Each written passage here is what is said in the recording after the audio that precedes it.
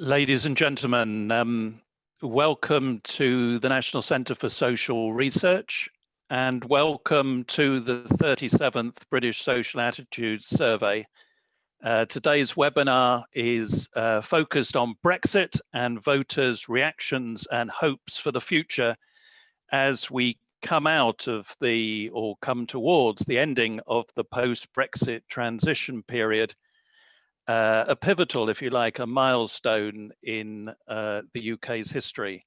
I'm Guy Goodwin, I'm the Chief Exec at NatCen, and we have with us today four of the UK's leading lights on research.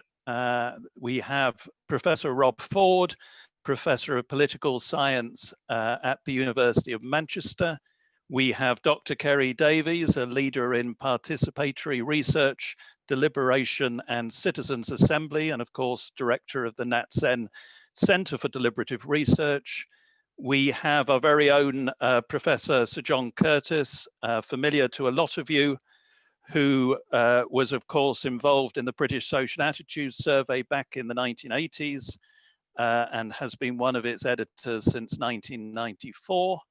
And we have Professor Anand Menon, Director of UK in a Changing Europe with us, and seen as one of the country's foremost independent voices, evidence-based voices on Brexit. So we have a fine list of speakers. Anand is going to respond to the speakers at the end.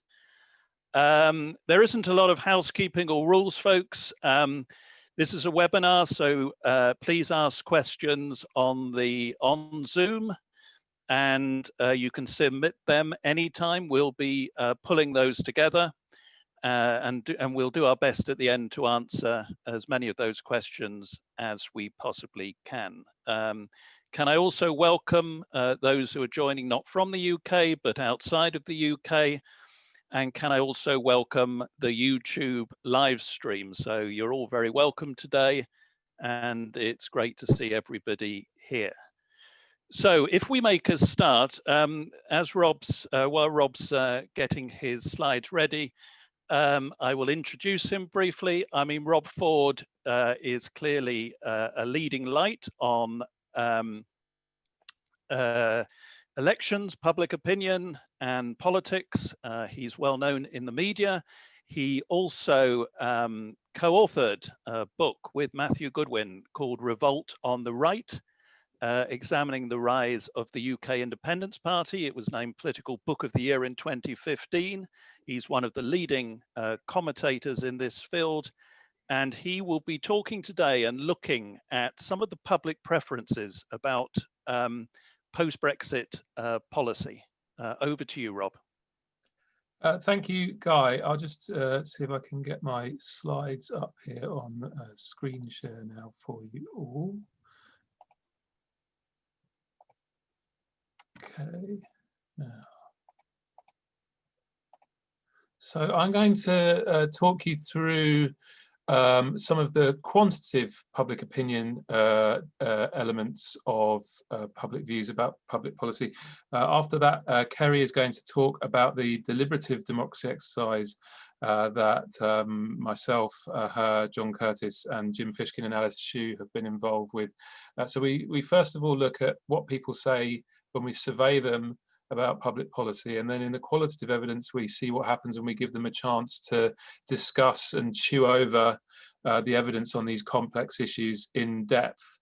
So without further ado, I'll get straight into the quantitative element of this. It covers three areas: immigration, farming, and consumer regulation. Those are three of the areas where the EU has traditionally loomed largest. So those were the areas we focused on in our data.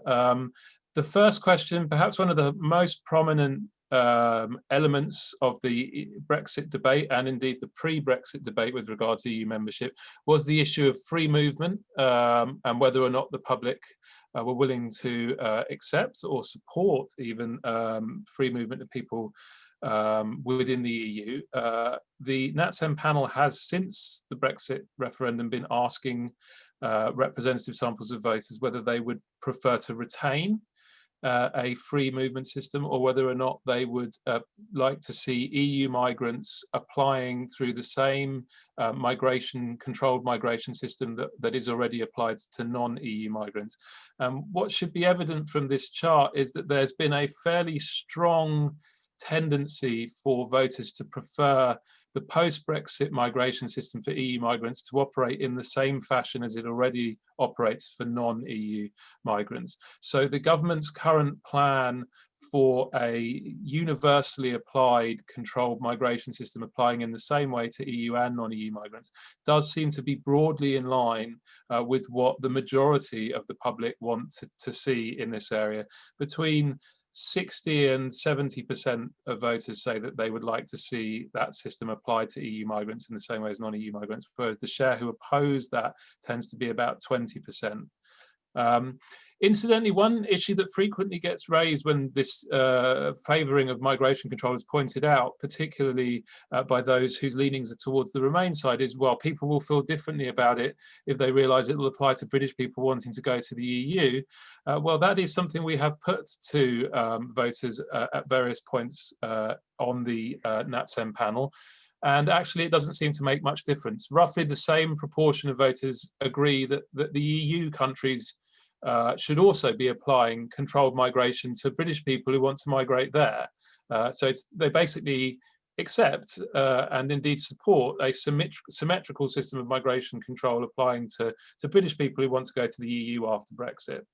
Of course, migration isn't an issue that gets decided in a vacuum, and one big element in the debate over much of the past 3 years was whether or not British voters would be willing to trade off openness to migration in exchange for access to EU markets. That indeed was the heart of the whole EEA Common Market 2.0 approach, that we would, like Norway, be in the single market, but as a result we would have to accept the free movement that is part of the single market.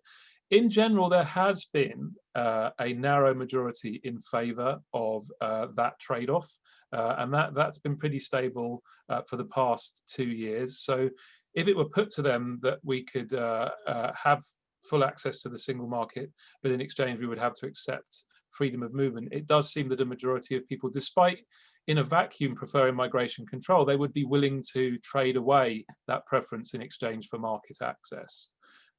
However, that is one area where we do see fairly large differences between Remain and Leave voters. When we look at whether or not people want migration control in general, whether or not we want EU migrants being put through the same system as non-EU migrants, 80% of Leave voters favour that, whereas just under half of Remain voters favour that. And when the trade-off is put to people, 80% of Remain voters say, I'm happy to have free movement in exchange for free access to the EU's trade markets, but just over a third of Leave voters feel the same way. So this is one of the areas where the Leave-Remain divide looms particularly large. When we get down to the details of the migration system that people would like to see after Brexit, we see an interesting pattern emerge. While voters favour the logic of control, the general principle of a controlled system, the way they want to see that system applied is very often rather more flexible and liberal than the government's current proposals suggest, or that the current government proposals look to be. So if we look, for example, on income requirements, at the moment the government is planning to apply a minimum income requirement of about £27,000 a year. So you wouldn't be able to migrate to Britain unless you were in a position to earn that much. The public on the whole tends to favour a lower income floor than that. Roughly a third to 4 in 10 would favour no income requirement at all, and this is either for the primary migrant or for bringing over a spouse, whereas another 40%, 30 to 40% or so would put the income requirement at either £15,000 or £20,000. It's only a minority of about a third or so maximum who would actually apply an income requirement at or above where the government intends to put it. So it seems like the government's proposed rules are actually rather stricter than the public want to see. We see also a similar pattern when we look at professions that are prioritised for admission. The government is applying rules to do with minimum skills and market demands. There is an element of that logic to how the public think about it too, but what we tend to see is that the public do recognise and respond to what might broadly be characterised as social contribution rather than just market demands. The most clear element of where you can see this in action is when we look at views of care workers. Care workers don't generally earn very high incomes. It's not a profession that has very high formal education and training requirements. It's not often classified as a highly skilled profession by the government or by statistics agencies, but large majorities of voters would favour prioritising care workers for admission, including nearly half of Leave voters. Conversely, bankers, who are classified as a high-income, high-skill group, but where, since the financial crisis, perhaps the public's perception of social contribution is weaker than it may have been before, are not prioritised by either Leavers or Remainers, even though under the government's immigration rules they would be considered potentially a priority group. So it would seem that what the public see as how control should be exercised is rather more flexible than the sort of market-based, income-based framework that the government is currently using. It's also worth reminding everybody at this point that this data comes from January, February this year, so before the COVID crisis really took hold. So if these figures have changed at all since, one would imagine that the professions to do with health might have become even higher priority than they are already.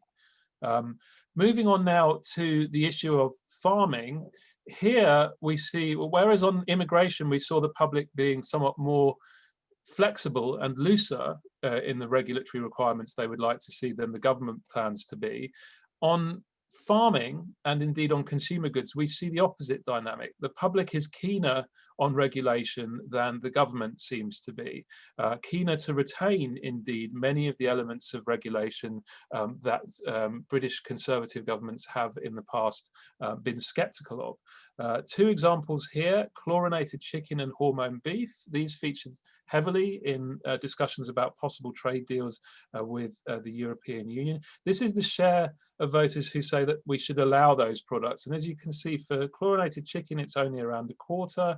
For hormone-treated beef, it's more like a tenth. And while Leave voters are more accepting of these products, the difference is not particularly large. There are lopsided majorities against allowing these products amongst Leave and Remain supporters. If we look at live exports of farm animals and GM crops, we see a similar pattern of scepticism. GM crops are the one where the public is most evenly divided. There's a fairly decent sized share of voters who think that that should be allowed, and in fact there's more enthusiasm for them amongst Remain voters than Leave voters. Live exports of animals, only 1/5 of voters think that should be definitely or probably allowed.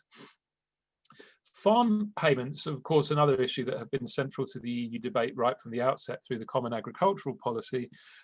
Here is an area where the government's current plans to retain payments to farmers do seem to be very much in line with public preferences. 2/3 or more of voters, of respondents rather, on each of the occasions that we've asked about this issue, say that they would like to see the British government continuing to make regular payments to farmers after Brexit.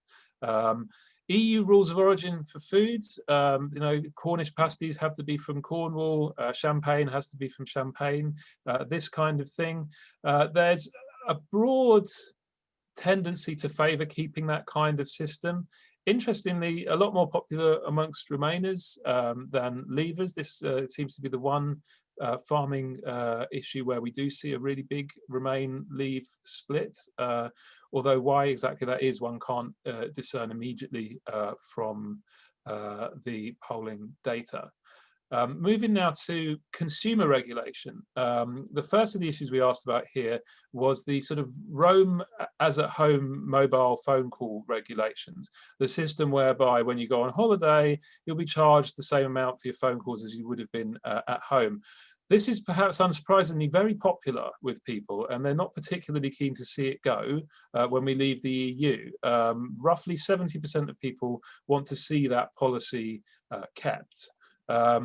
Flight compensation, another area that the EU has been prominently involved with, and another area where the British public are very keen to see red tape retained. Roughly 80% of respondents say that the system of compensating people for cancelled or delayed flights should be retained. Again, worth emphasising that this is pre the COVID crisis. Whether or not respondents, the public, have some sympathy or more sympathy with the airlines because of their current extremely difficult financial situation is not as yet unclear.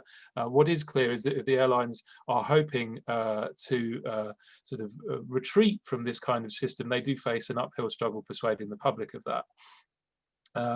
It's also, here's another area where we can look at Leave and Remain divides, and it's worth emphasising that Leave voters are almost as keen on retaining these EU originated forms of regulation on mobile phones and on flights as Remain voters are.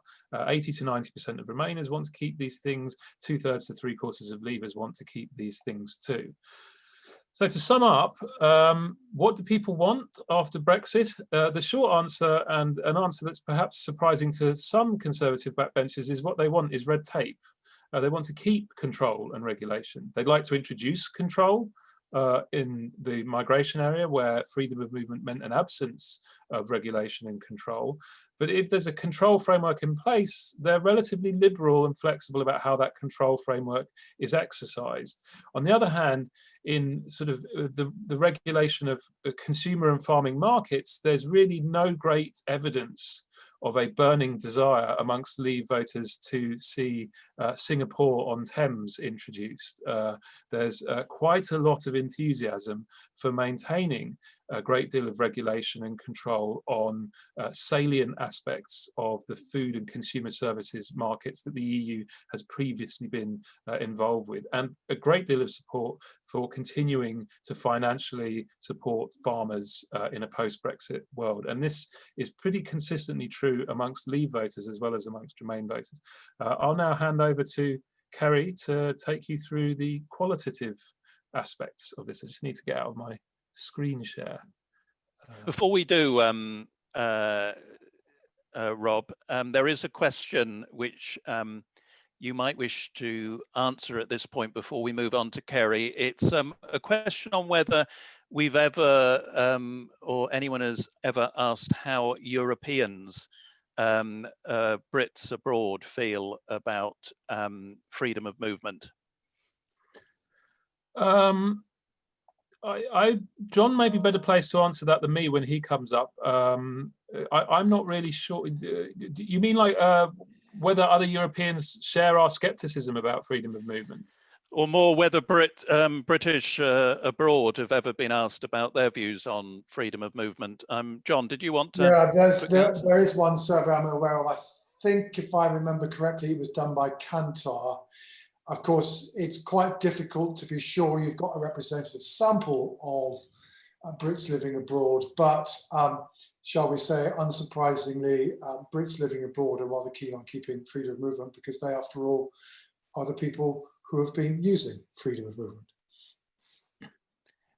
Thank you, John. We better move on. I'll briefly introduce again Dr. Kerry Davies, who clearly is leading at the moment our Centre for Deliberative Research. I mean, Kerry will be pulling out some of the themes Rob has been on, talking about, and in particular around some work she's done for the Future of Britain project last year. Over to you, Kerry.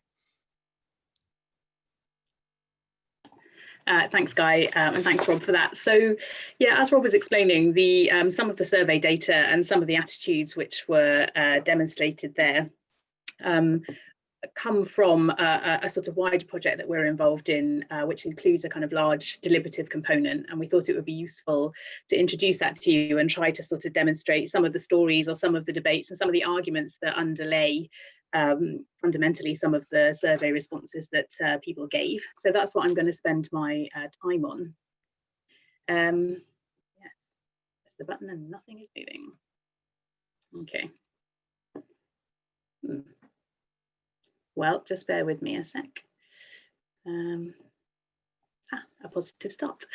So in order to do that, before I kind of dive into some of the data, I just wanted to give a very brief kind of introduction to the kind of what that work was, the project there that Guy has mentioned. So what we're doing is essentially running some research using deliberative polling. And the aim of this kind of method, it sits within a kind of broad pantheon of deliberative methods, which I shall not spend my time talking about. But all of those are essentially characterized broadly by inviting a representative group of citizens to kind of weigh evidence, consider different arguments, have some time to reflect, and in many of these processes come up with sort of recommendations or perspectives on what they think should happen with the topics under discussion.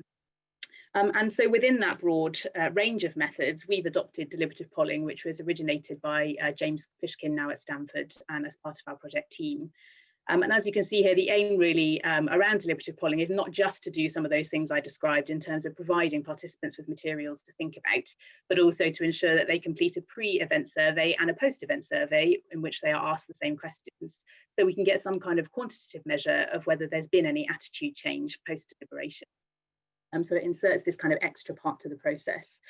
And we chose to use deliberative polling and deliberative methods in this space around Brexit and post-Brexit policy, because we wanted to adopt a framework that we thought could work with issues that are contested within an otherwise kind of often defined as polarised public, where the issues are highly salient, and also to bring a sort of democratic means to try to discuss issues of democracy, if you will. So that was the idea behind doing it, and this is broadly what participants kind of went through. And the bullet points you can see on the right there are really just about the kind of characteristics of the deliberative space within this method. So the conditions you're essentially trying to create when you're inviting the public to think about the issues that are before them. And those issues were the same as described by Rob, which I'll just mention in a minute. One of the things we've been trying to do with this project, which again has increased in salience since we began, which was last year, is that we have run this deliberative poll online. So here we are. This is all very meta, looking at Zoom while being on Zoom.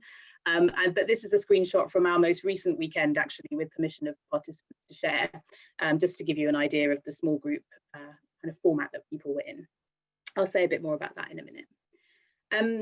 So very quickly, Rob mentioned these three areas of policy discussion that we invited participants to think about. And the data that I'm going to share with you now is back from June 2019, when we both piloted and then ran a main stage event around this. But also to let you know that we've rerun that event last weekend, actually. And you can see here the number of people that took part and completed their questionnaires. So these are the numbers we're going with. So Rob has told you what the survey said, and I think it's probably worth pointing out that broadly, there's not much evidence that the discussion data contradicts the survey data. One of the things in these methods is obviously you're inviting people to discuss in public, but then you're inviting them to be surveyed in private. So it's quite possible that people don't always go forward with their views, and they do have a sort of private space in which to share some of their opinions that they may or may not feel that they can put into the public domain. But we find that there is a very close kind of overlap. So really, all I'm going to do is try to just illustrate a little bit about what they might have made of some of these areas discursively, and try to demonstrate a few of the stories that might have underpinned some of the attitudinal data which Rob has gone over. Obviously, in the time of it as a quali, I could go on and on, but in the time available, I am going to try and obviously keep it quite brief and pull out the main points. And the areas that I've selected to talk about are some of the key reflect some of the kind of key areas of the survey where we saw some shifts or we saw some particular sort of majorities in opinion. So that's how I've chosen what to sort of share with you. So in terms of migration to the UK, there are three things I'm going to cover. One was a question about country of origin. So should the same rules be applied to migrants regardless of their country of origin? So the question of ending free movement. And on the whole, most of the points that were advanced in terms of the things people considered around their views here were that it was more practical to apply a universal system, what was discussed as, and it would be more simple, less bureaucracy, but also this theme that people should be judged on merit and skills, not nationality. There was also some view amongst people that doing so, sort of expanding the rules, as it were, would reduce what were perceived as the negative impacts of immigration. And that was generally tied to a narrative sort of around welfare or kind of welfare tourism, this idea that migrants might come to the UK and then not make an economic contribution principally. But also there was some view that this could be symbolic of the separation between the EU and the UK, that if we're going to leave, which is what we've said we will do, then we need a sort of wholesale or system in place. Obviously, people discussed arguments for and against, and for every bullet point you can see here, there was evidence of a counter argument. So it's not the case that this was the only discussion that was happening. But across these discussions and the migration topic in general, there was within this evidence of a balance of views, which I'm hoping some of the quotes might demonstrate, across kind of moral, ethical, and economic drivers of attitudes. So all of these things being in there somewhere. I don't propose to read out all the quotes, but just to sort of illustrate that there were some discussions going on around this idea of a simple process. And yes, absolutely, why would we make things so complicated? But importantly in this, and again, Rob mentioned it, Sally at the bottom there, no one's real name, obviously. But it's got to be a reciprocal thing, I would expect. So again, this kind of equal understanding that actually if we're to have a sort of open process that's not country specific, then we could expect the same. We don't get the advantages of freedom of movement in return. And then just to push that a bit further, there was then a little bit of a conversation about reciprocity. And one of the things that came up in this discussion is this idea that, is it really as simple as that? Perhaps a bit of an oversimplification to imagine that there can be an equal process, both to the UK, but also for UK migrants wishing to go abroad. And one of the key points here, which I think is quite interesting, is that as part of this discussion, there's this idea that there's a bit of a frustration that actually if we're meant to be open and equal, if that's what Brexit means, we're meant to be open-minded, we're meant to be opening up to the world in terms of our understandings of sovereignty, by putting restrictions on people, this sort of lack of reciprocity might indicate the fact that we want to essentially restrict something that we say we're otherwise open-minded about. But one of the things which is not on the slide, when somebody described this whole topic as a jumbly problem, which I thought was quite accurate on the whole. So that's what people had to say about country of origin, whizzing through obviously. The other area that I've focused on pulling out were discussions people had about targets and caps, and ultimately a focus on skills and professions. And here there existed a debate in the data around whether there should be a differentiated system on the basis of sort of income and type of job. So we're into conversations about type of migration, but also that what the survey data demonstrates around low skilled or unskilled work being potentially at risk, or the value that actually it might hold in terms of a social contribution rather than a purely economic one for people who are migrating was important. And allied to that, concerns about skills shortages that we might experience in key areas with something like the end of freedom of movement. And again, the point has been made, but I will say it again, the survey data predates the pandemic, and so we may indeed see different things now. And these three quotes are really just there to illustrate some of the different points people were making, but the notion around stopping unskilled immigration as a way to push up wages was one of the kind of key economic arguments that people were making when they were considering this area. But also what was also additionally interesting is this idea around the narrative that we might have around professional or highly skilled workers, and some of the value judgments that we might be putting on that, both in terms of where people are coming from, but also what they're coming to do. And along with that, a kind of another commonly held narrative in the media around whether British people are prepared to do some of the jobs that migrant workers do. So what do we do about that? And you can see that here picked up by Vinny. Noting what would happen, or some of the holes that he perceived might be left, and some of the economic consequences of that if we ended free movement in this way, or really only prioritised applications on the basis of income or a level of skilled job. And the point at the bottom there again is this idea that it's potentially a bit dangerous to imagine that you should just be allowing higher earners, in inverted commas, to come to Britain. Just because you're a higher earner and you've got lots of money, it doesn't necessarily mean you're going to make a good contribution. So I think that underscores some of the point that Rob was making as well around the notion of social contribution as well as economic. Social and cultural actually, I think, starts to be picked up with that. The other thing that came through when we were talking about this area was admission of family members. And again, perhaps not unsurprisingly, income as a primary requisite, and some of the stuff you've seen there around level of income requirement was definitely at the forefront for people. But I think allied to that, there was also some attribution, some made it explicitly, some less so. The income as a primary requisite wasn't just about economic contribution, but also about somebody's ability to both sustain themselves and create a kind of positive, good quality of living experience for themselves, not just so there wasn't an over-reliance on welfare, but because that was an appropriate way to live. And that was thought to be something that was important. But this was also a relatively emotive topic, and there was quite a lot of discussion that ranged from the kind of where does it end? You know, if you let somebody bring a spouse and perhaps their children comes, what if they then want their brother to come at a later date, or some sort of train along that route around, well, so where do you draw the line? Through to a much more clearly expressed idea that why would you be breaking up families? There's an implicit moral and ethical issue associated with the admission of family members, which was very far away from the economic and much more to do with that kind of personal sense of family life. And again, what you can see here is just a conversation that was going on between people around the notion of needing an amount of money, not just about reliance on welfare, but so that you could support yourself. And this idea that if you were in a low wage job, then obviously you would have a greater issue doing that.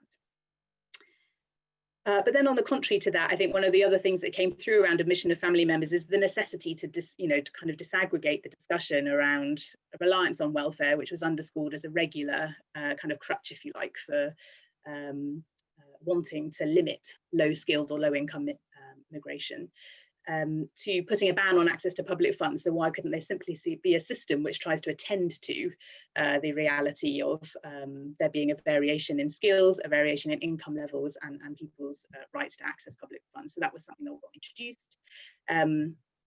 Yeah, so there's this idea that actually people are conflating a topic which might otherwise be considered differently or separately. And then I've just put this in because who doesn't want a quote about love? But I think that this was just one of the other things that popped up when people were trying to find their way around this conversation and this debate. And actually, yeah, you know, if only there was a test for love, so that you could be sure that actually people were coming for good reasons and there was nothing nefarious about it.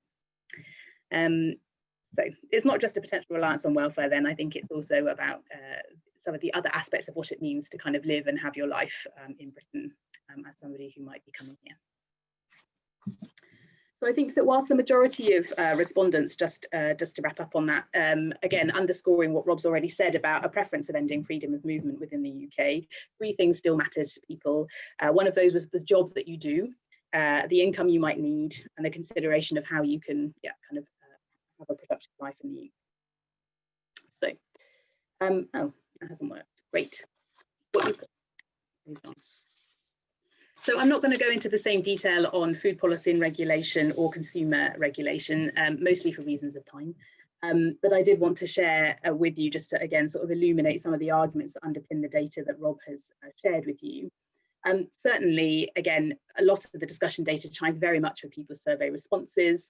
Imports of chlorinated chicken and hormone-related beef, these were the things that people were discussing, and there seemed to be something of a, you know, what's the word I'm looking for? Some kind of contest between this idea around lower animal welfare standards and why would we accept them?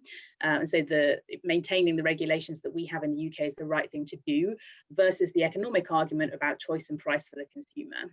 And alongside that, the other thing that came up was around kind of labelling, so some skepticism around labelling and knowing where our food comes from anyway. So are we going to get sniffy about chlorinated chicken when do we really know what it is that, you know?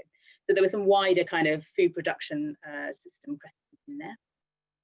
In terms of exports of live animals, again, definitely very much agreement across most groups around perception that it is a cruel thing to do, and that needs to be principle, that needs to take kind of primacy, but also some counter arguments around comparative distance and conditions. So we transport animals within the UK, for example, you know, you could technically have something going from Devon to Northumberland, and you know, are we as concerned with that type of movement as we are when there is a border involved?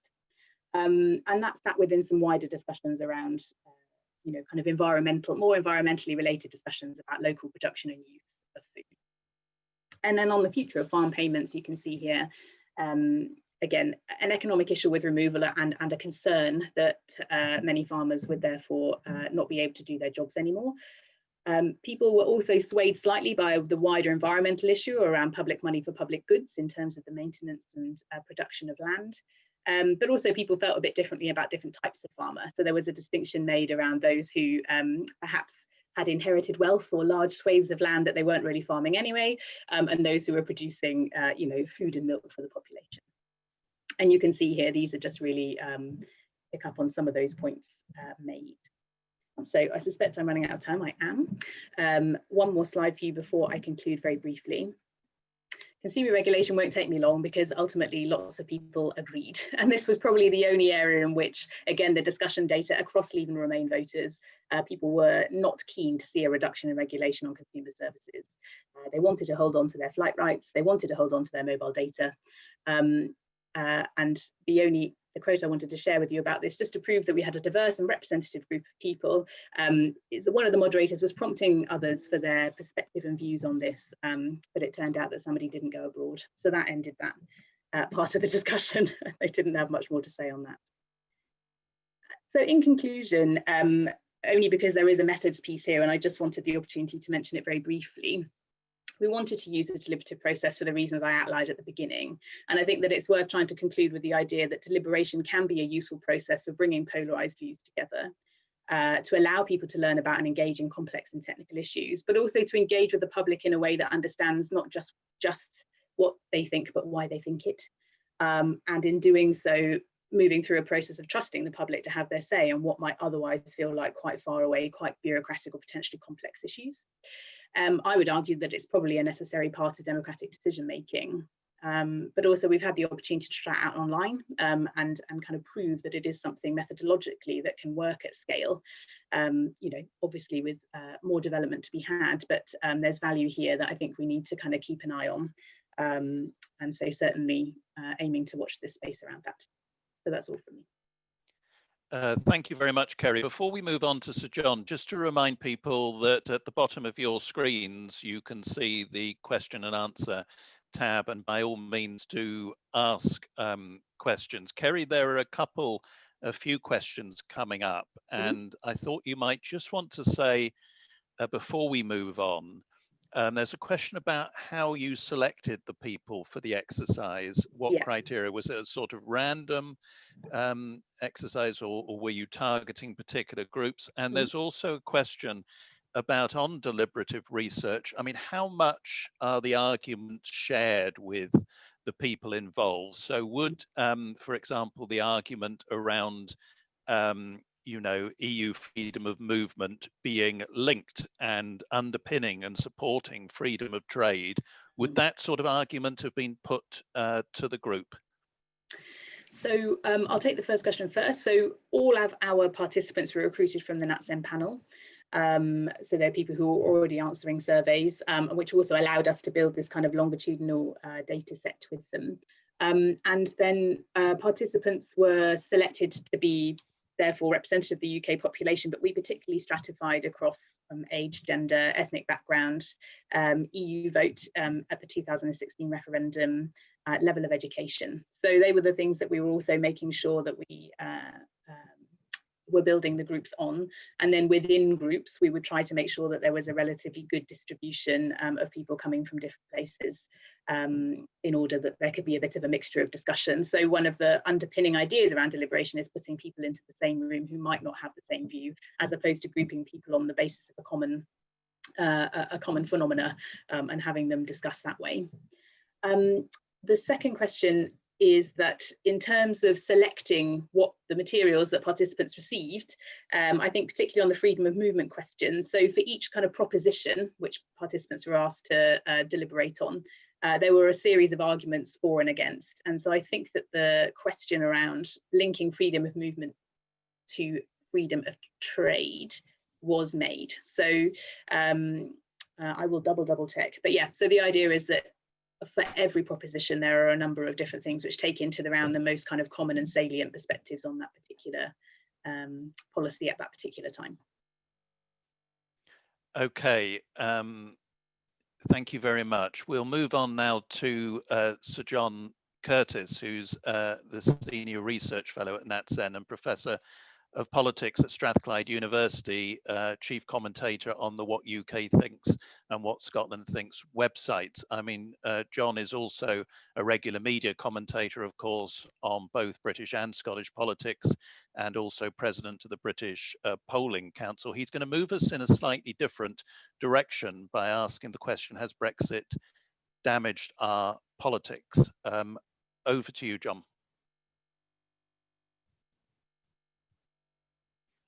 You may have mute on, John.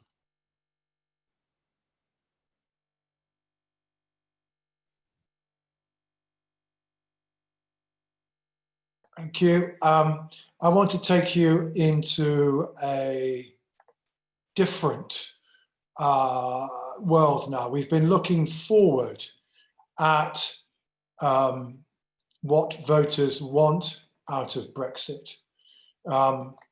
What I want now to do is to take you back to 12 months ago. 12 months ago, the Prime Minister was still trying to get a revised version of the deal with the European Union negotiated. Indeed, just a few days on from now, he made a now crucial trip to the world to meet the then Irish Taoiseach, Leo Varadkar, at which they basically agreed a revised version of the Northern Ireland Protocol, and that paved the way for a revised agreement with the European Union a few weeks later. So at this point, 12 months ago, we were still well and truly in what we can call the Brexit stalemate. That is that for the whole of the calendar year, ever since the beginning of the year, Theresa May had proved unable to get the deal that she had negotiated through, and indeed had eventually fallen on her sword as Prime Minister to be replaced by Boris Johnson in the summer.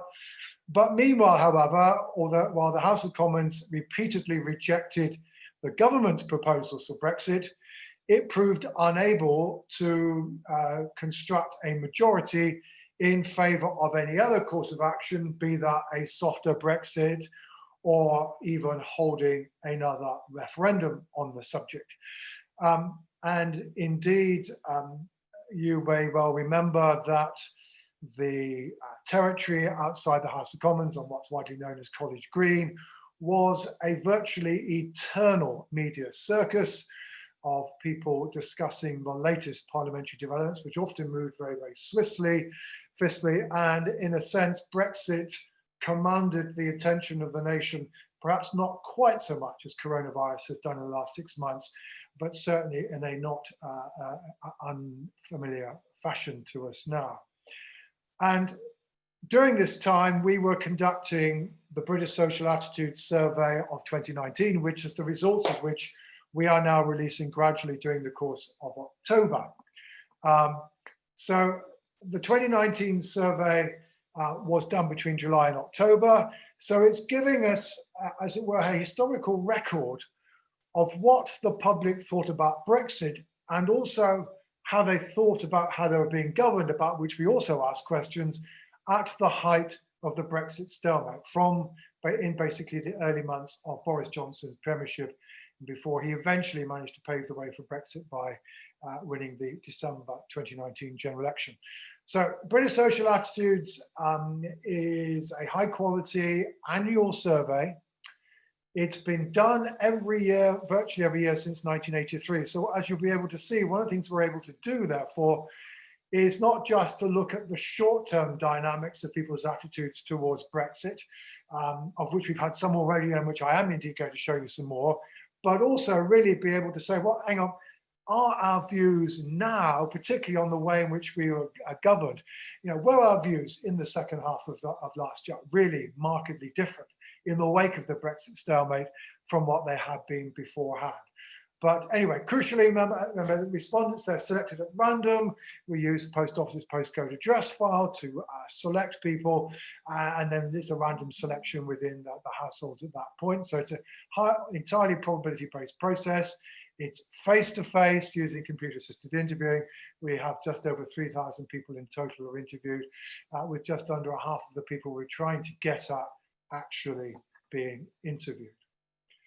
So, what propositions am I interested in pursuing? Well, I'm interested in pursuing some of the commentary that was going on at the height of the Brexit stalemate.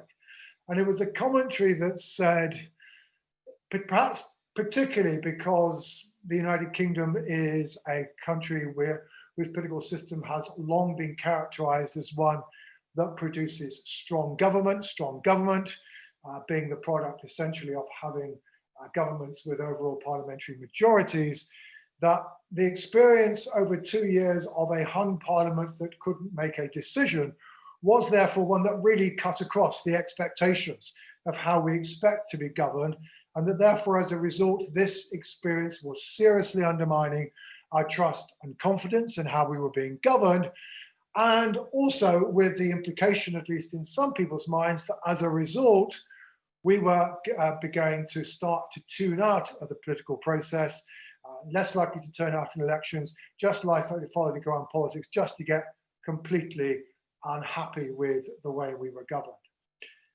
As part of particularly this commentary, it was suggested, perhaps particularly by those on the Brexit side of the argument, that this was something that was particularly a risk amongst Leave voters who were getting increasingly irritated at the fact that what they regarded as the will of the people, as articulated in the 2016 referendum, was being frustrated by MPs on the Remain side of the argument.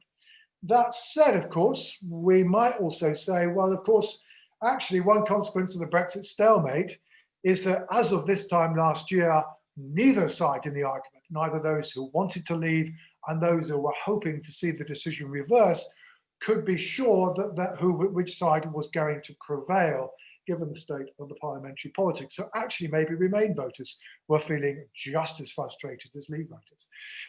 But equally, however, we perhaps should also bear in mind that this was an issue which seemingly was something about which people on both sides of the argument felt very strongly.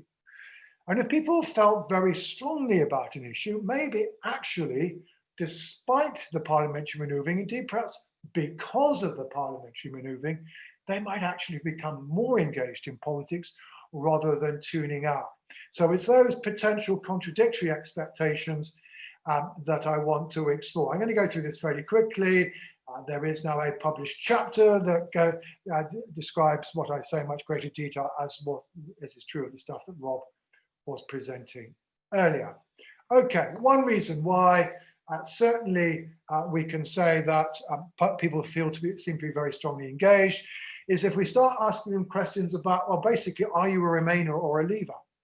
And then going on and saying, and how are you a very strong Remainer or a fairly strong Leaver or whatever? And that's the kind of question that political scientists have been asking about political parties in the UK ever since the 1960s. And one of the things that we have learned during the course of the last 50 years is that people are now much less likely to say they're a very strong Conservative or very strong Labour or whatever than they once were. And you can see the figures on the far right-hand side. For BSA, when you ask that question, only 7% of people say they are very strong anything so far as political parties are concerned. But if we ask the same questions about whether you're a Remainer or a Leaver, as you can see, well, by 2019, 45% of people said they were either a very strong Remainer or a very strong Leaver, and it's pretty similar on both sides of the argument. So that's one reason, certainly, our expectation that people actually really cared about this issue, that's one piece of evidence to support that supposition. Second piece of evidence is that certainly as compared with the position before the EU referendum, this is looking at attitudes as to whether or not A, leaving the European Union would be good or bad for the economy, and B, whether it would increase or reduce our influence in the world. And what I'm showing you here are the percentage of people who said, no, it won't make any difference either way. And as you can see, after the referendum, and even again, somewhat more so more recently, if anything, fewer people have come to the view or hold the view that it wasn't going to make any difference. In other words, we are now much more likely by the end of the Brexit process to think that the decision one way or another was going to make a difference. So we do seem to be looking at an electorate that thought this issue mattered and was engaged with it. So what impact has any of this had, seemingly, on people's attitudes towards how they were governed? Well, here's the most spectacular piece of evidence suggesting that indeed people's confidence in how they were being governed was undermined. It's a question which actually goes all the way back to the very early days of NatCen. In the days it was called Social and Community Planning Research, and one of the first surveys that NatCen ever did was for the Royal Commission on Devolution, known as the Kilbrandon Commission, in the early 1970s. And it came up with this question that said, do you think that the system of governing Britain doesn't need an improvement, or it needs a little bit of improvement, needs a lot of improvement, or basically we need to change it very radically? And I've just divided these into two groups. And as you can see on the right-hand side, in our 2019 survey, only 20% of people said the way in which we were governed only needed little improvement. And across the various readings that we've got all the way back to the early 1970s, that figure has never been so low, and equally also the proportion who say we need a great deal of improvement is at a record high. That said, you will notice, however, that the previous reading of this question was in 2014, so we can't be entirely sure that certainly the short-term movement is simply a consequence of Brexit. So we need to look for something else that enables us to look at the more short-term period in greater detail. Well, here's another question. This is a question that's been asked on a fairly regular basis on BSA ever since the mid-1980s. It's a question that asks people if they trust governments, basically to put the interests of the nation above that of their party. It's something where hitherto two patterns have been evident. One is that we've become increasingly distrustful, and there the difficulties of John Major's government over back to basics, if those of you who remember that, and sleaze certainly seem to have had a permanent impact on our willingness to trust governments. You'll see lots of bouncing up and down. A lot of that is to do with the fact if you have an election, people end up being more trustful, and then it's eroded again during the parliamentary cycle.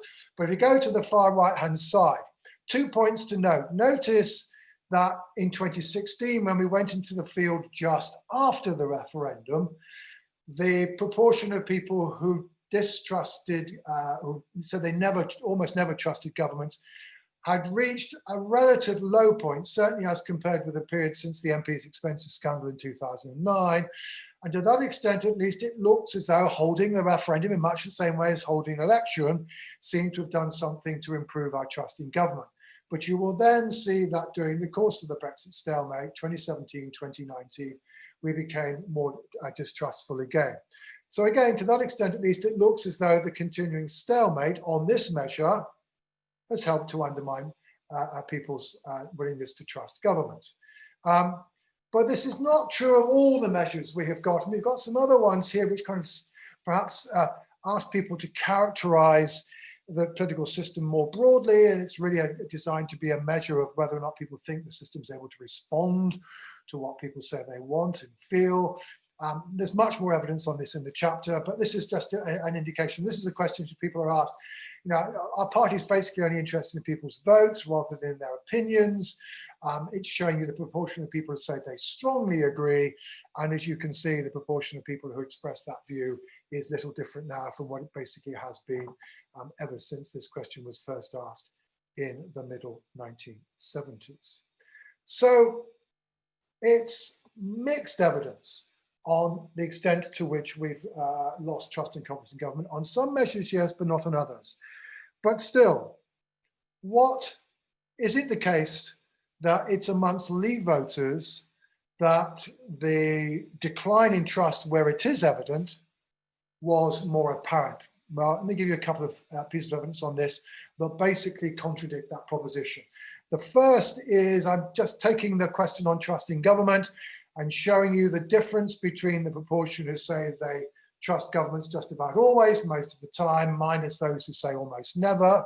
And if we go back to 2016, we can see, for example, that at that point in time, Remain voters were slightly more likely to say they were trustful rather than deeply distrustful, whereas the opposite is true of Leave voters. And we've long known that Leave voters are and were more distrusting at the time of the EU referendum.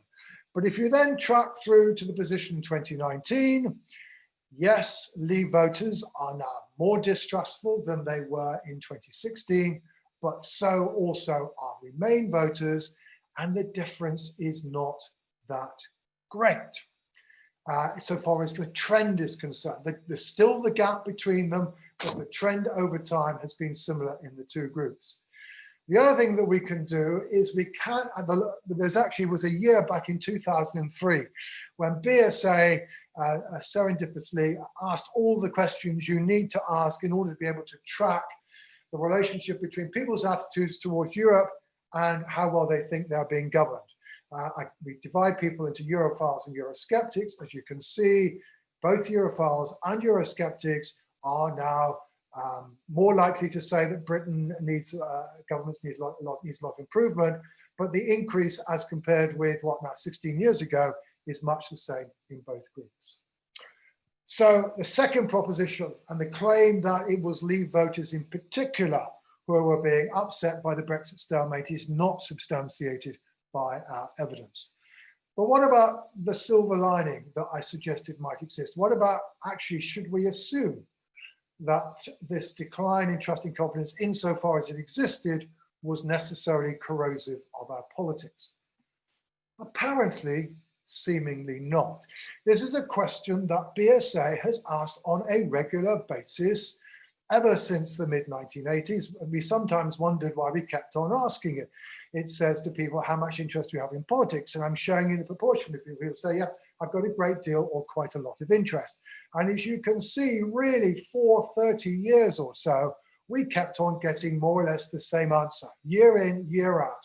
Around 30% of people expressing that level of interest in politics. It just bounced up and down from one year to the next.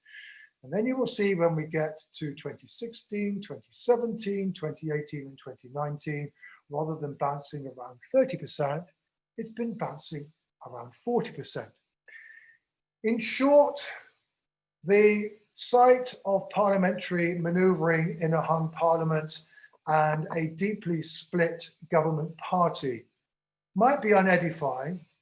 We might wonder where it's all going to end up, but that doesn't mean to say it necessarily puts us off politics. Rather, that intense media circus that appeared on College Green was perhaps a symbol of a country that was indeed following this story and following what was going on in the House of Commons with a degree of attention with which perhaps the House of Commons is not usually afforded. So, yes, the Brexit stalemate was watched by an electorate that was committed. And that commitment, coupled with the stalemate, certainly made people raise questions about where this was all going. And on some measures, undermined our trust and confidence, but not on all. However, this was not particularly something that was true of Leave voters. This was true on both sides of the argument. And meanwhile, Brexit, for the time being at least, seems to have left a legacy of increased interest in politics, not less. To that extent, at least, it's not clear that the Brexit stalemate has been deeply corrosive of our politics and political participation. Thank you very much, John. I'm conscious we're now getting quite a few questions through. I mean, before I move on to Anand, I would quite like you to pick up one, John, which is whether you feel that issues are now a bigger driver of voter engagement and what the issues are, you know, issues as opposed to parties, whether we're getting really engaged because we're really excited about issues. Not issues in general, one issue in particular. It's Brexit. The point about Brexit is that, well, two things. One is that in part this was an issue about identity. If you feel, and not many of us feel like this, but if you feel strongly European, then being part of the European Union helps to express your identity. However, for many people inside the UK, they've long felt British, do not feel European, and one of the fundamental reasons, therefore, why we were endlessly, throughout the whole period of membership of the European Union, having debates about the legitimacy of rule from Brussels, quote unquote, is that because we didn't have that sense of identity, we therefore raised questions about our willingness to share our sovereignty. So identity is an essential part of the argument about the European Union. But the second thing which is true about Brexit is that there's a deep social division behind it. And it's essentially a division between graduates and younger people on the one side and those with less than way of educational qualifications and older people on the other side. So these were demographically identifiable different political tribes.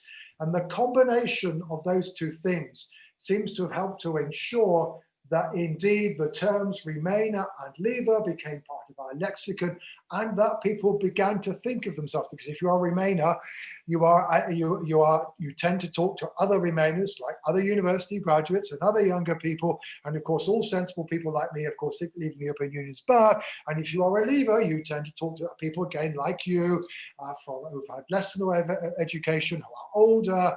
And again, so everybody like us, of course, feels, of course, it's an entirely sensible thing we should have got out years ago, and why haven't we done it already? So we get that social reinforcement going on in this sense of identity, because people can spot the differences. And then that also means, by the way, therefore, that as a result, and this is for the story of another seminar, but it's now well established that because of the importance of Brexit in people's minds, and because of the way in the end, the Brexit division got articulated into, voting Conservative versus not voting Conservative. Basically, the 80%, 75% of Leave voters voted for the Conservatives. That's a substantial increase on the position back in 2015, and Brexit's completely changed the character of support for the Conservative Party.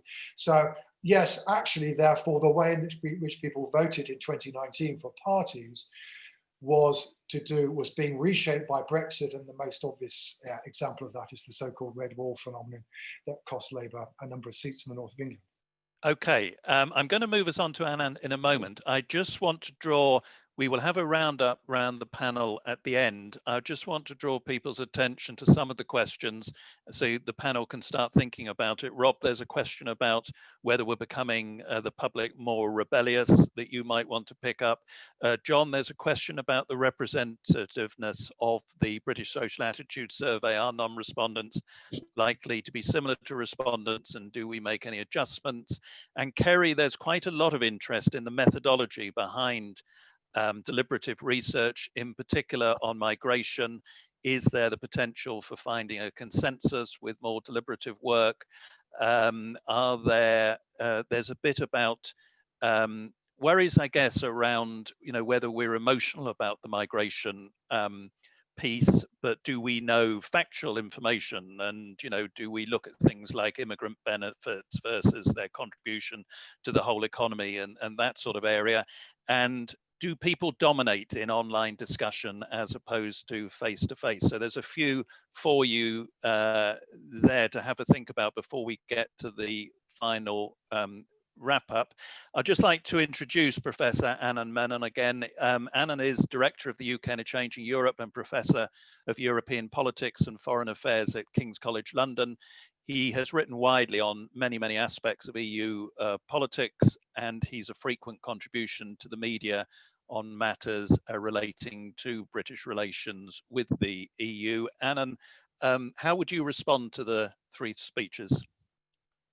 Thanks very much, Guy. Well, I'm going to respond quite quickly so that we have time for questions, but also, and I'm sorry to say this to the panelists, basically by posing a whole load of other questions to them. I mean, it's worth saying first and foremost that you've had a taster of the report here, but it really is a rich and fascinating piece of work, and you should read it. It would be equally remiss of me not to say that Rob has a new book out and give him the chance to wave it around in front of all of you, because he's been very well behaved to date. So if you want to wave it around at any point, Rob, do so. And I think I might also ask the speakers to speculate slightly more than they're comfortable doing, thank you very much, about what this might mean going forward. I mean, it's just worth stressing that we've seen a unique period in British politics, not least because of this polarisation around Brexit. But it's worth reminding ourselves that in practical terms, in terms of day-to-day life, there's been little impact on us yet of Brexit because of the transition period. I mean, we had the deflation of 2016, but in terms of this hitting us in the pocket or in the way we live, that is all yet to come. And it's worth equally stressing the fact that deal or no deal, that impact is going to be significant. So it's going to have a profound impact on what people think, I think. One question is whether or not actually the COVID has been so sort of dominating of everything that actually this is the thing that, this is the sort of scale of thing that might sort of erase Brexit or get rid of that Brexit divide, but I'll come back to that. I've got one very quick specific question on the deliberative work, which I suppose is, how does it compare and contrast with citizens' assemblies, which we heard an awful lot about towards the tail end of the Brexit process? I mean, apart from presumably being a damn sight cheaper than citizens' assemblies, what methodologically speaking, what are the pros and cons? Are there differences doing it on a sort of slightly smaller scale? Just be interested in that. But turning to the specific questions, I mean, firstly on free movement and on immigration, I suppose this is to Rob. Firstly, I'm right, I think, in saying that at the same time as this has been going on, we've also seen a gradual liberalisation in attitudes towards immigration. And I suppose that leads me to speculate that at issue here is the question of control, not control as you specified it, but control, if you like, as Vote Leave specified it. That is to say that the crucial issue here isn't levels of immigration, but it is of the country being able to control immigration itself. And there was relatively little about that in this. And it strikes me as being central. And it strikes me as being central too on the questions of trade and regulation that we talked about. Where my big questions, I suppose, are, I got no sense of how salient this really, I mean, how much do people care? People might want to keep certain bits of regulation or get rid of others, but I suppose, is there any way of figuring out how much they want to, how important this is to them? And again, the question here that isn't asked is, to what extent is, yep, we want to keep EU regulations, but actually we really want to be making them for ourselves. So is that question of control central here as well? I'm not sure there's a way of digging this out of the data you've got, but it's something I think it's worth talking about. On trust, and again, I mean, John rightly made the point about timing here, but just to sort of compare and contrast your findings with those from the December BES wave of last year, where we saw for the first time, I think, that Leavers were more trusting of our politics than Remainers are, and significantly, I think, more positive about UK democracy. And I thought it was worth flagging that up, but also just sort of maybe pushing you to speculate a little bit about whether this will remain the case, whether you think now, because we've left, Leavers are for the foreseeable future going to think, well, the system works in the sense that it ultimately delivered, and what the implications of that partisan effect that was sort of hidden in your data, but is very clear, I think, in the BES data, what the implications of that might be. And I'm really going to push you a bit here, John, on the issues around polarization and volatility. And there's a very clear picture comes out of this data, I think, of very weak party attachments, but strong Brexit polarization. What happens to those Brexit identities when we're not talking about Brexit all the time? And you say they're linked to values, but does that mean that the parties have no choice but to try and do what the Conservatives did so well, as you said, at the last election, which is to try and incorporate those values into their programme? And do our parties realign around the Brexit values divide, or does the Brexit values divide fade and people realign themselves around parties? And I'd love to hear you, and I know you don't particularly want to speculate that much, but I'd love to hear you speculate a little bit about all of this, and how this links into what a lot of people refer to as the culture war. I mean, is the way to maintain the Conservative pro-Brexit coalition to talk about other cultural issues? Is it as simple as many commentators seem to point out, that, you know, we'll talk about immigration, we'll talk about the flag, we'll talk about all those sort of touchstone issues we associate with the cultural divide, and that's the way for the Conservatives to maintain that coalition. And I suppose turning that on its head, for the Labour Party, it strikes me that one of the very big questions is whether they can split the Leave coalition. That is to say, once we've left and once the economic impacts of Brexit start feeding through and people start feeling it in their pockets, whether there is space to go beyond Leave versus Remain to soft leave versus harder leave, and saying, actually, this isn't a question of criticising the government about Brexit. This is a question of criticising the government about the sort of Brexit they delivered. Where there were other sorts of Brexit were available, their impacts would have been less. Can Labour make any inroads, do you think, into that Tory coalition? Will Jennings did an interesting piece of work for us on trust recently based on focus groups. One of the things that really stood out for me in those was the finding that it was Leave voters who were expressing the concern that the government would try and hide the economic impact of Brexit behind that of COVID. And that made very little sense to me. So the first question is, can you make sense of that for me, I suppose? The second question, I suppose, is, are those economic impacts baked in now because of people's expectations, or is there still room for some volatility as they actually start to hit? And I suppose the question we can't answer is, to what extent are those things visible and identifiable to voters? But if they are, will we see those sort of fissures amongst hard versus soft leavers becoming far more salient than they have been to date? And the final thing is on this question of renewed interest in politics, which is, I agree, absolutely interesting and important. But I wonder whether that increase in interest in politics was down to Brexit or down to the pantomime of Parliament. The two slightly separate things. I mean, I remember the one, the sort of little nuggets that stick in your mind from the Brexit process was that finding from January of 2019 that BBC Parliament scored higher on viewer ratings than MTV for the first time ever. It strikes me that we have a really good opportunity to test this proposition coming up, because Parliament is playing a far more limited role now, and you have a Labour Party that is, at the moment at least, pursuing a policy of constructive opposition rather than outright sort of parliamentary warfare, which we're used to. Do we think that interest in politics will wane as a result, or do you really think it is issue driven as opposed to, if you like, pantomime driven, and that therefore we might maintain it? They're all unanswerable questions, I imagine, but I'm going to pose them to you nevertheless. So there's some really great questions in there. I'm going to go round the panel and we'll see how we're doing at time at about 3:15. So there's a lot in there. I will come to Rob first in a moment, and then to Kerry, and then finish with Sir John. There are lots of questions also coming in from the audience.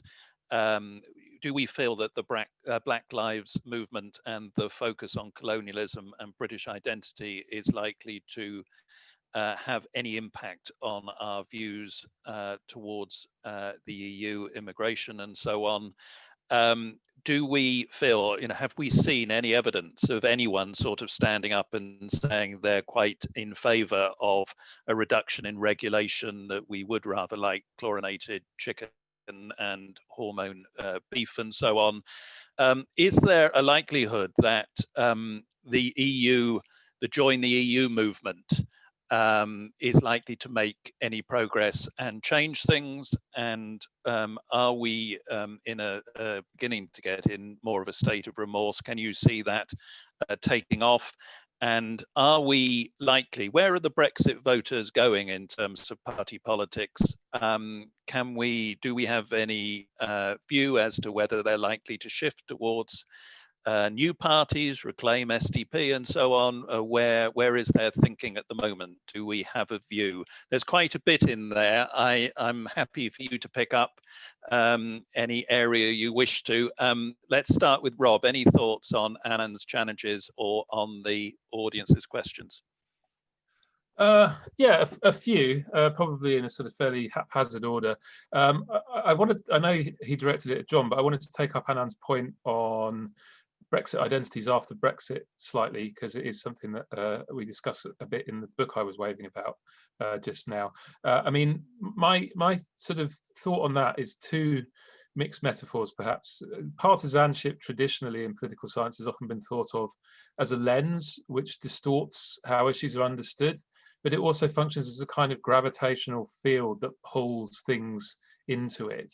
And I suspect what we will see with Brexit identities after Brexit is exactly that people will come to understand new issues and new conflicts through the lens of Leave and Remain, that the gravitational field of Brexiteers and Remainers or Remoaners or whatever will exert a distortionary force on other issues, because, as John was showing very clearly in that data, these identities are so chronically present for people.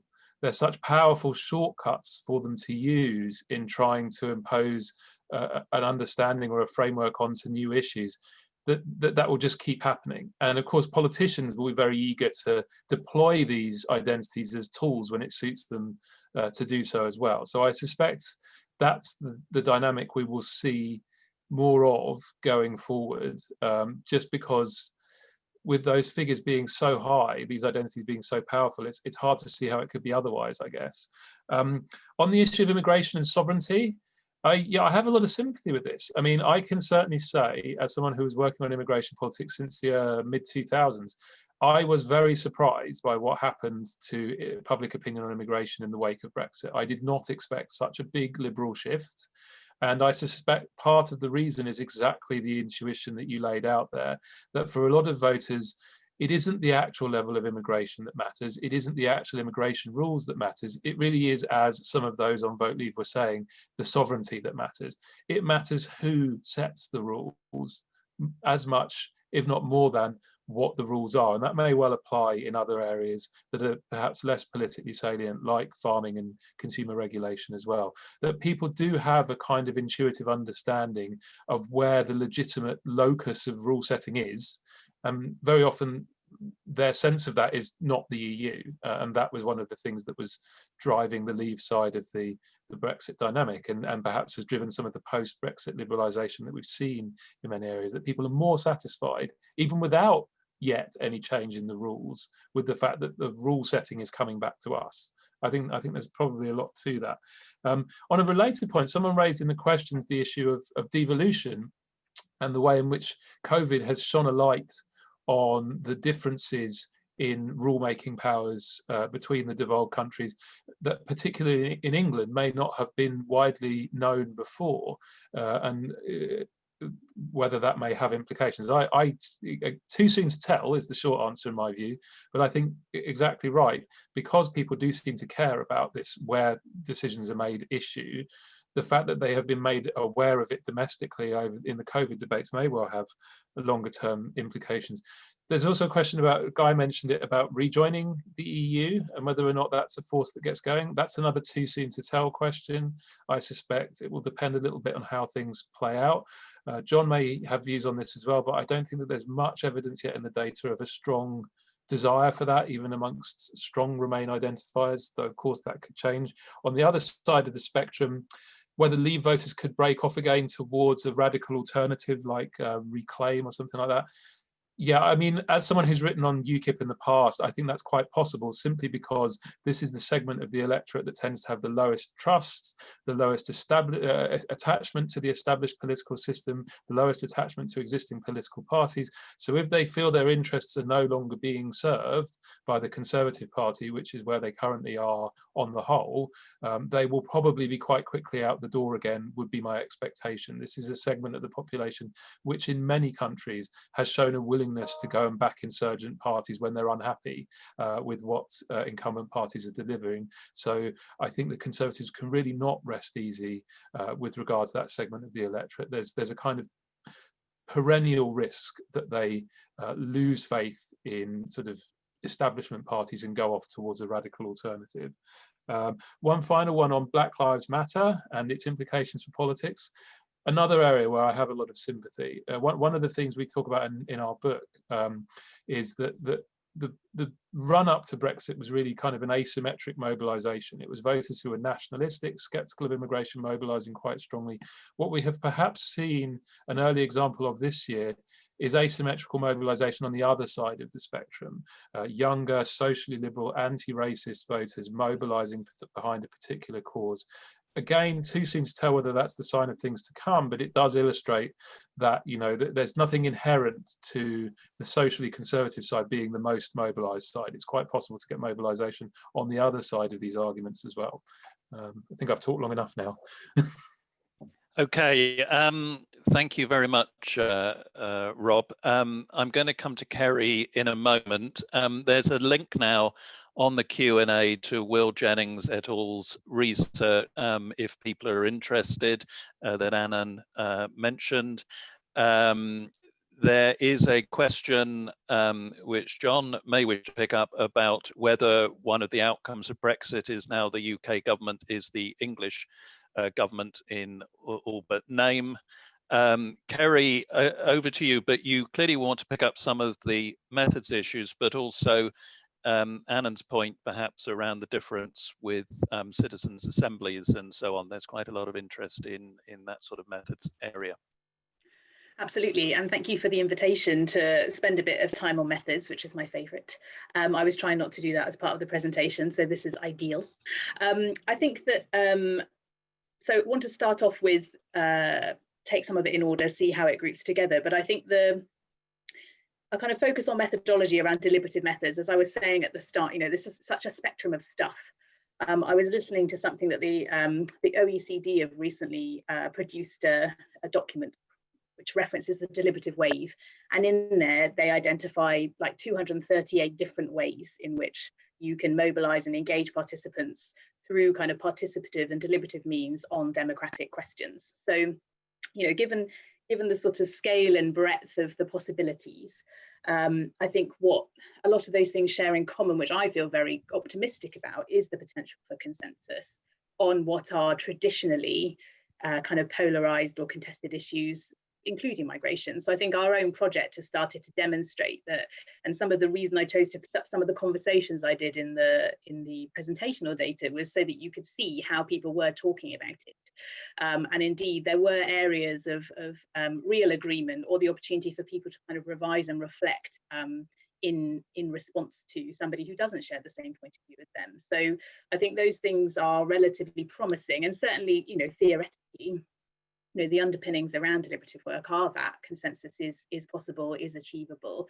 In some of Natsen's own other work, we've recently completed a citizens' assembly for the Women's Equality Party, the subject of which related to the Gender Recognition Act, which is a kind of highly polarised, highly emotive and highly sensitive debate. But one of the successes of that process is that people were able to have discussions with each other who otherwise sit on very, very different parts of the spectrum in terms of their views, their opinions, and how strongly they hold them. So I think even within areas which traditionally seem very separate, where people seem very far apart, I do think that the underpinning principles, some of which are on the slide there, are around inviting people in order to learn and discuss, creating conditions which are predicated on a series of kind of conversational rules, if you like, or communicative norms, does all have potential for being able to move towards consensus. I think the key thing, and this also kind of goes back a bit to some of the other questions, is that people do need something to deliberate on. So it's not a matter of just using processes like this so people can share their thoughts and opinions. Naturally, that's what they advance. They've got to be in the service of something.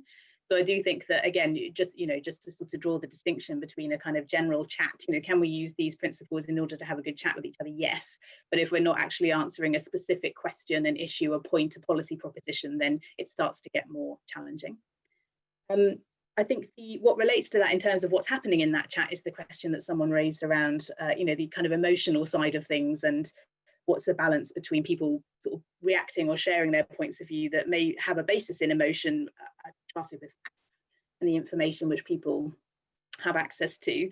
The idea behind the briefings, certainly in the deliberative polling method, is that they are kind of impartial and evidence-based. So effectively they serve as facts in terms of what we already know about some of the specifics and some of the statistics on a topic like migration. The only thing I wanted to say actually is to take the opportunity to say that as much as it's important, I think, to be advancing impartial evidence as part of the discussion, I really do think that there's room for and a role for emotion in terms of, how people tell their stories, how people share lived experience, so that what we value in these processes isn't always just about what the facts and the evidence might say, but also how people make meaning through being able to share their experiences and being invited to do so. There's some contention in that, I should say, for anyone listening who's a dyed-in-the-wool methodologist on this stuff, but I do subscribe to that as part of what's important about these things. And then finally, on a kind of process point around, do people dominate more in online discussions than face-to-face as part of how that conversation is happening? I think jury's slightly out in terms of, we haven't done enough of this stuff to sort of say concretely, but my observation would be is that these online processes have been relatively comparable to other face-to-face work that I've been involved in. If someone's going to dominate, they will do it in person or they will do it online. I don't think there's anything functionally different about the online context, mostly because people are invited into trying to recreate a face-to-face setting through using video conferencing means. I think other forms of online, which are perhaps more text-based, or there's a risk there, but I think that starts to get evened out slightly. Rushing through pros and cons, your question, Anand, about,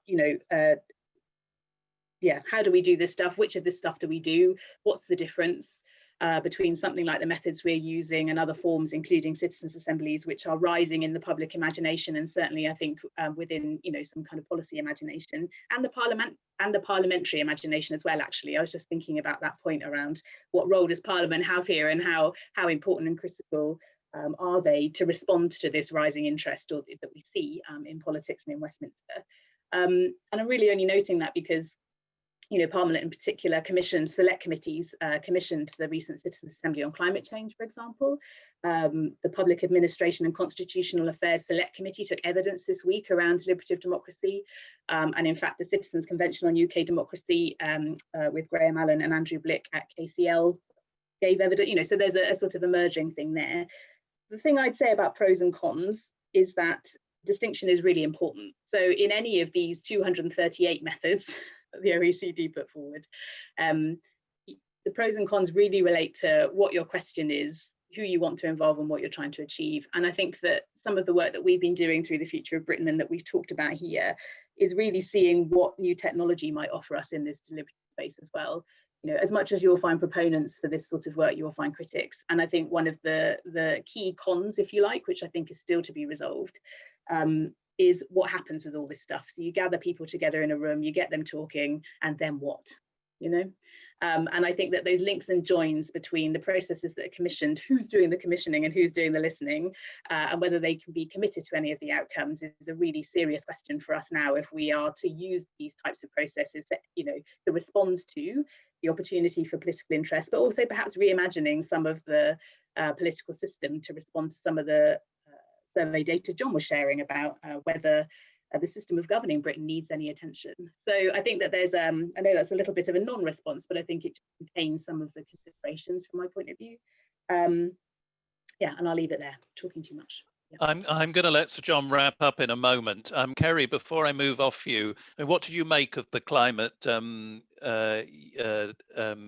event, the Assembly? Yeah. Did you have any thoughts? That question has just come in.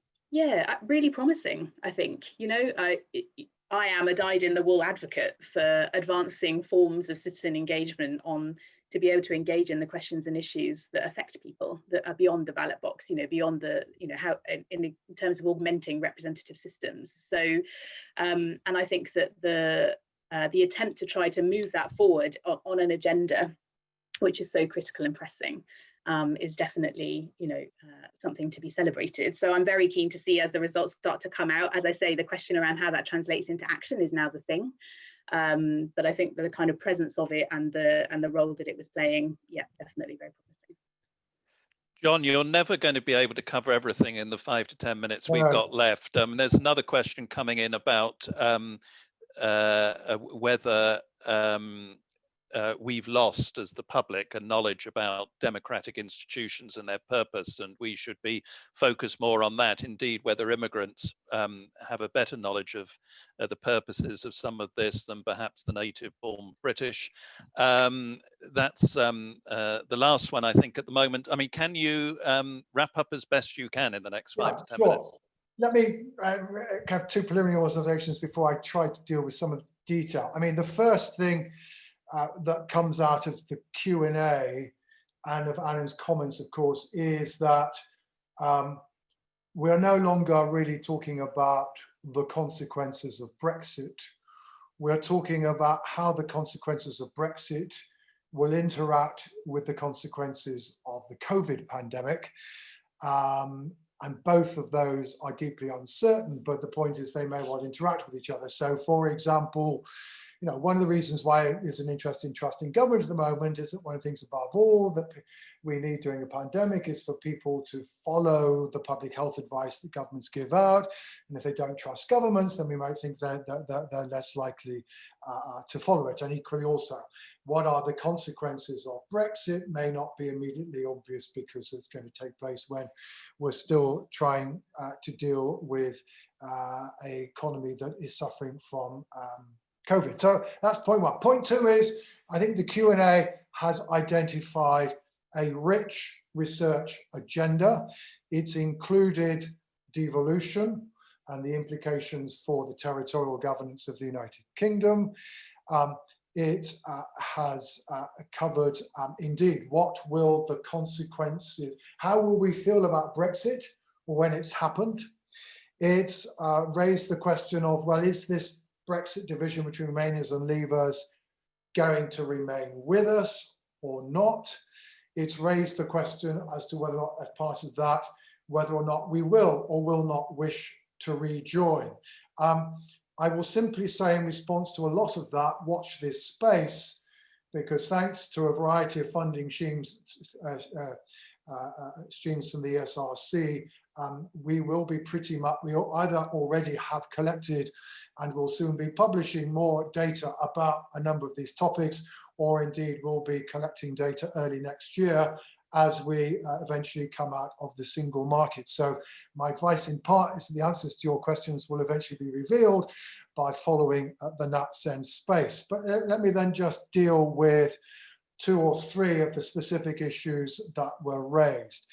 The one that Anna raised in particular, I've already referred to, is, well, maybe in the end we will only know how we really feel when it's happened. What we do know, of course, is that so far relatively few of us have changed our minds. I mean, 80% at least of Leave voters say they'd still do the same thing. Slightly more Remain voters still say they would do the same thing. We have pretty much, for most of us, have viewed, as Rob's been referring to, the Brexit process of the last 4 years through very much a partisan lens, making the evidence fit our prior predispositions rather than necessarily questioning those predispositions. I certainly, however, have always been interested in whether or not at the end of the day, whether indeed all of the high politics of the Northern Ireland Protocol, or now indeed the trade talks, was actually ever really going to be the thing that made this issue really come home to the public, as opposed to, well, indeed, the price of mobile phone calls, health insurance when abroad, airline compensation, are the supermarket shelves going to be empty or not, etc., etc. And that's one of the reasons why you will see that in the research we present today, we've been talking about what might seem like relatively mundane day-to-day issues, but of course, it may well be mundane day-to-day issues where the fat eventually hits the fire, and it will be fascinating to see where we are at. Now, of course, it may well be that the consequences of leaving the European Union may be smooth, they may be even smoother than Anand and his fellow researchers have suggested, and therefore, you know, we will say it's all fine. Anyway, we wait and see. A lot of this discussion has been about Brexit identities, are they with us, etc., and what are political implications. 2 observations. One is that, I mean, it's the Conservative Party above all, and it's this Prime Minister above all that decided to mobilize the Brexit issue behind party politics, and who is willing and able to hit the emotional buttons that are associated with the cultural values that go with Brexit. And you know, that was seen most recently with his intervention in the agenda for the last night of the proms. And frankly, you see it in every Prime Minister's questions.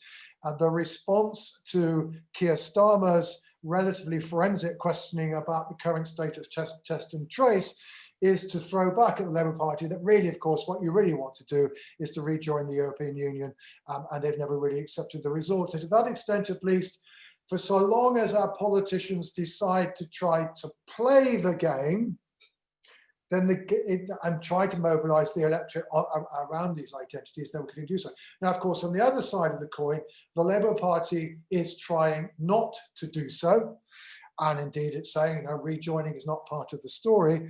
And it seems to believe that it's absolutely essential for it to regain ground disproportionately amongst Leave voters. I would suggest that actually the Labour Party, or perhaps between them, the Labour Party and Conservative parties, have demonstrated in the last 6 months is that that presumption is incorrect, because we have already reached a situation where Labour and the Conservatives are even in the polls, and that has happened even though the division between Remainers and Leavers in their propensity to vote for the Labour Party is exactly what it was last December, i.e. the gain in Labour support has occurred evenly amongst Remain and amongst Leave voters, and it's occurred, of course, because the issue of competence in government just completely cuts across the issue of ideology. So Labour's emphasis on competence has done nothing to regain Leave voters, but it's enabled it to gain voters across the board. But then finally, you know, if I think the issue has been raised about, you know, rejoin. Well, I hear the Labour Party saying we don't wish to rejoin. I even hear the Liberal Democrats say they do not wish to rejoin. But if you look at the character of the support they have, particularly the Liberal Democrats, it's not obvious that that is a position that's necessarily going to be sustained. Certainly, if the consequences of Brexit come to be adjudged as less advantageous than the Leave side had presented. And I just remind people that it only took the Labour Party, 6-7 years to move to say we should be getting out of the common market, just 6 or 7 years after we had a referendum which voted 2-1 to stay in. And given how evenly divided we still are on the subject, and by the way, yes, there is a small body of Remain voters who, when you ask them, should we rejoin, say, well, maybe not. But actually, most Remain voters say they do want to rejoin. And that's another nuts and paper that will be coming down the track in the relatively near future. Thank you, John. Do you think there's another question asking you, do you think Labour can win back the red wall without sort of taking a tougher line on the EU and migration? Well, I mean, the answer to you is that if the current government is deemed to be incompetent, and if two, as is clearly now part of the politics of coronavirus, is that because it's the Northwest and the Northeast that have been most adversely affected, it may, I know, just listen to what Keir Starmer did yesterday. Why did he mention Barry and Barnsley and Bolton? Because those are the kinds of places he wants to regain. The point is, again, it comes back to my initial point. We are now looking at a world where the politics of Brexit interacts with the politics of coronavirus. And it may be that coronavirus will provide Labour with a way back, even if it does nothing to repair the damage that was done to it by Brexit. Anand, Kerry, Rob, Sir John, I mean, it's a fantastic contribution from you all. I'd like to thank you all very much. We are out of time. I would have loved to have gone round one more time, but I can't quite make it, I'm afraid. I'd like to thank the 200 plus of you in the audience who have been listening today. Please do keep safe during the pandemic and so on. And please do keep an eye on the NatSend Twitter feed in the current weeks. As Sir John says, there will be more coming out from the British Social Attitude Survey this month and next month. All right, thank you all very much, and keep safe. Ta-ra for now. Thanks, Guy. Bye.